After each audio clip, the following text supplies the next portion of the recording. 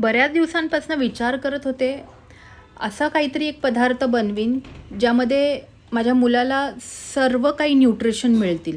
माझा मुलगा खजूर अजिबात खात नाही. काजू सोडले तर बदाम आणि पिस्ता फक्त त्याला आवडतो, बाकी तो काही त्याला आवडत नाही खायला. तर असं काहीतरी मला त्याच्यासाठी बनवायचं होतं ज्यामध्ये सर्व न्यूट्रियंट्स पण त्याला मिळतील, न्यूट्रिशन पण मिळेल आणि त्याच्या आवडीचंही असेल. तर त्याला लाडू हा प्रकार खूप आवडतो. तर मग म्हटलं हे नवीन एक रेसिपी ही ट्राय करावी, कारण लाडू म्हटलं ना की तो काही बघत नाही कोणता लाडू आहे आणि काय आहे, त्याला आवडतो तो घेतो आणि खातो. त्यामुळे मी म्हटलं होतं एकदा ट्राय तर करते. तर इथे सगळ्या प्रकारचे सीड्स घेतलेत मी आणि एक एक 2-2 मिनटं मी याला रोस्ट करून घेतलेलं आहे. याचा रंग अजिबात बदलायचा नाही आहे, नाहीतर चव 100% बदलेल आणि आपल्याला चव बदलायची नाही आहे. तर चव मेंटेन करून आपल्याला करायचं आहे. त्यामुळे अगदी जेमतेम तुम्ही ह्याला 1 ते 1.5 मिनटंच असं छान रोस्ट करून घ्या.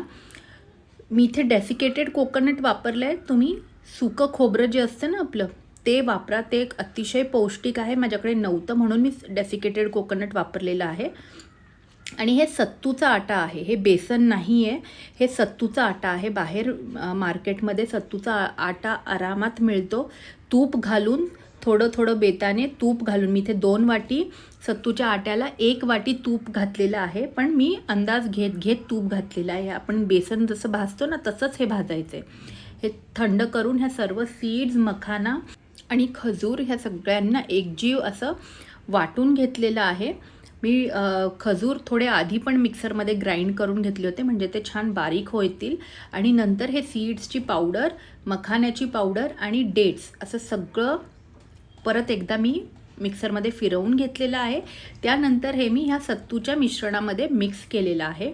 म्हणजेच कसं सगळं मिश्रण असं एकजीव असं मिक्स होऊ शकतं. तुम्ही हाताने मिक्स करू शकता.